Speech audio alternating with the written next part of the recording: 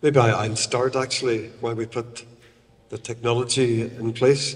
Yeah, I'm Peter Doran from the School of Law at Queen's University.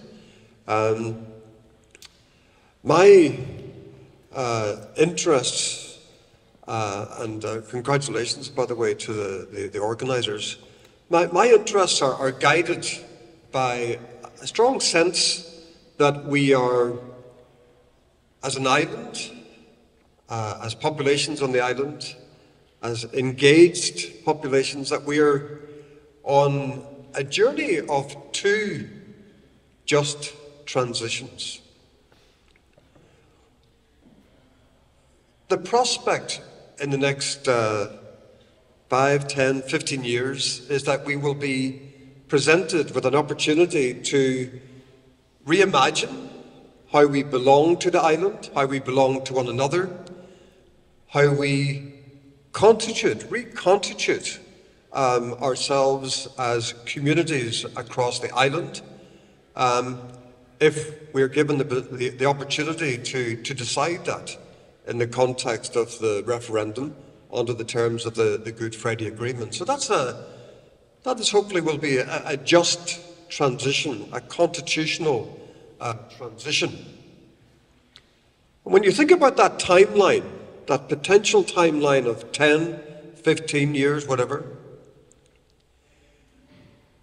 we also have to think about another transition. The just transition that goes under the name of the Climate Justice Project.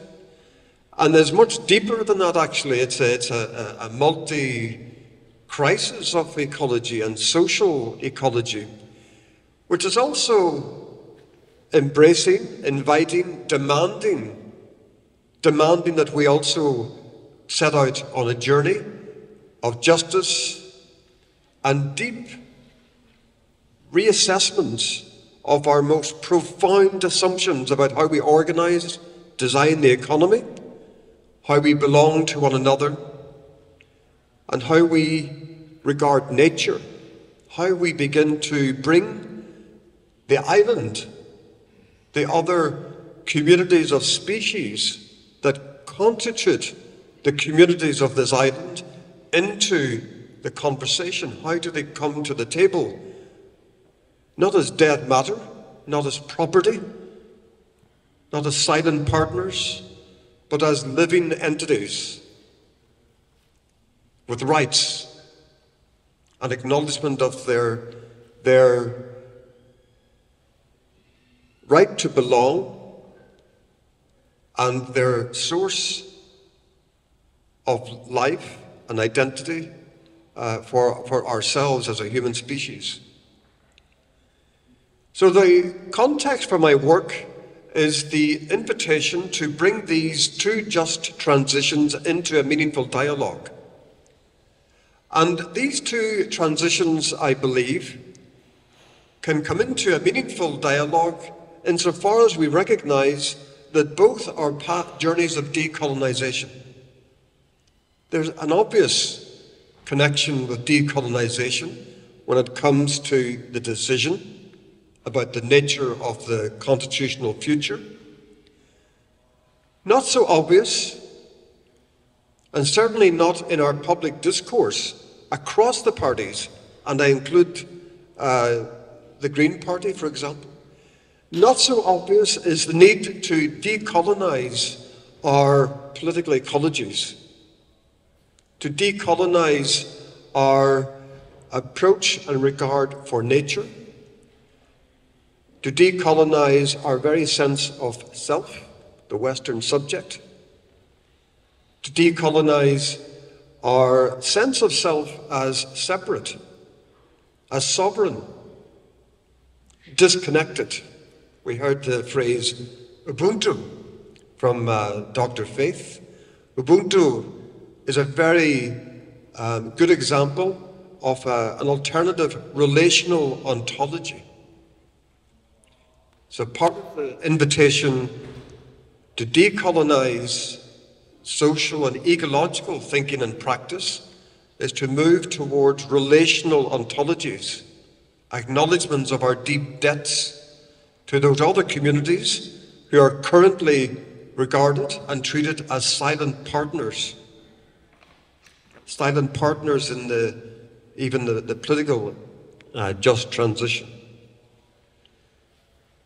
I was delighted that Ubuntu was mentioned earlier because I wanted to begin with a quote from Andreas Weber, who is a philosopher and a biologist. And he talks about enlivenment as a counter to the notion of the Euro-modern notion of enlightenment. He says, our individual psychological doom manifests collectively as a universal ecological calamity. Both are interwoven with one another. Both are symptoms of a fundamental misunderstanding of ourselves and of reality. In a world of ruined aliveness, it is impossible to be alive oneself. Both inner aliveness and the aliveness of the natural world are facets of something deeply interconnected. As such, the I is indebted to the you. The health of our loving relationships guaranteed only by the ecological health of a world that is constituted by those same relationships. So that's just a hint of the kind of understanding of the relational ontology that we can begin to glimpse as part of the bringing together these conversations, these dialogues around the just transitions, both ecological and constitutional. Part of the project that I want to begin to profile today is described by Arturo Escobar as the movement towards an embrace of the pluriverse. It's not a template or an ideological project, but a cry, if you like, from all of the silences that have occurred, especially in the extinction of languages, the elimination or marginalization of language and local knowledge traditions, in the name of the Euro-modern project that has been universalized by processes of empire and colonialism.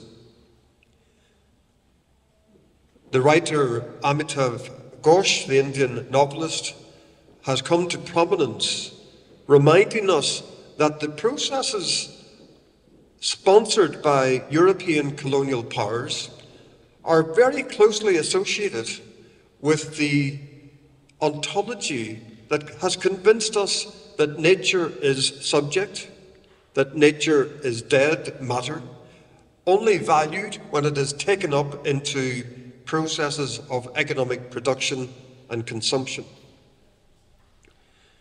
And we know that the island of Ireland was a template for that process. Colonialism was an ecological transformation of the island. Extinction of language went together with the extinction and marginalization of ways of being on the land, understanding the land, and reflecting landscape in our language and identities.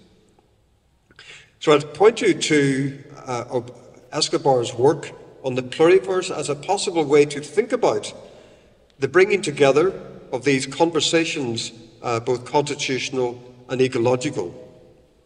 The pluriverse is the far side of Euro-modernity, a multiplicity of possibilities not yet exhausted by the European imagination. These are some of the deep dualistic concepts or understandings that underpin this European experience. the separation of mind and body, the individuation that leads to a bifurcation of self and other, the subject-object, nature treated as object, nature, culture, matter and spirit.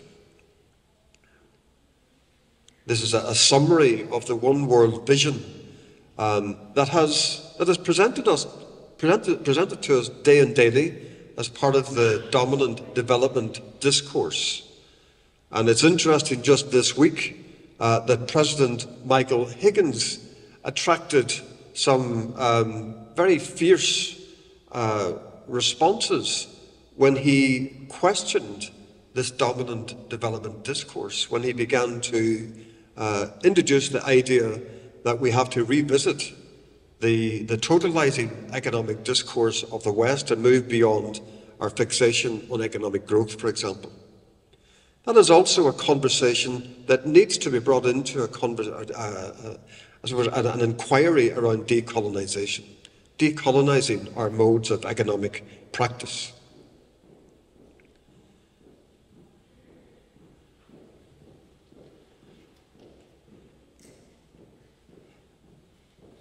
So there are hints of these conversations emerging, and I'd just like to present a couple of examples of how these ideas are already emerging in the public discourse and are worthy of our scholarship and hopefully part of our public discourse. Inspired by the global rights movement calling for the rights of nature, in June 2021, Derry City and Strabane District Council adopted a pioneering motion on the rights of nature, that is to give rights or standing to nature. In the motion, the Council recognises that the rights of nature can act as a catalyst for a new kind of economic thinking, one that is post-extractivist and regenerative. In other words, working with nature in the context of designing our economy so that nature can flourish alongside human beings. Within days of that motion, a similar one was adopted by Fermanagh and Omagh District Council, followed by Donegal County Council in December 21. These motions are a sign of our times, driven by local movements, the Gathering, and the Rights of Nature network across the island. They are signs of the times that are intensely local, place-based, but of global significance. That is to say, progressive planetary activism is intimately connected to our sense of place and belonging, while simultaneously attuned to multiple conversations and transitions taking place across our imperiled planet. Each location inflects the broad sweep of this movement for the rights of nature according to its own formative experiences of power, especially histories of colonialism and empire. And I think it's no accident that these initiatives, driven by opposition to extractivism in Donegal and the greater Derry area, are the borderlands, where you expect to see some of these initiatives in relation to their experience of exteriority. The Rights of Nature movement is capturing the imaginations of communities across the world because it helps to turn our narratives of just transition towards the more than human, that intimate web of nature and meaning in which we're all entangled and implicated. It also represents an expression of a biocentric or ecocentric turn in the law. Given the decisive legacy role of Europe in disseminating a lawscape of disenchantment, depriving nature of agency while elevating a narrative of human sovereignty and domination, the Anthropocene demands an ontological turn at the heart of the European experience, a turn towards the pluriverse. The movement for the rights of nature represents one integral aspect of this turn alongside important movements for the restoration of the commons, and a shift towards a post-extractivist, post-growth model of prosperity consistent with a vision of decolonisation. And I would repeat, this vision, this politics, this emancipatory promise for the people and all of the communities of species on the island, this promise has to come into a meaningful conversation with our prospects for constitutional change, if constitutional change is to be no change at all. Thank you very much.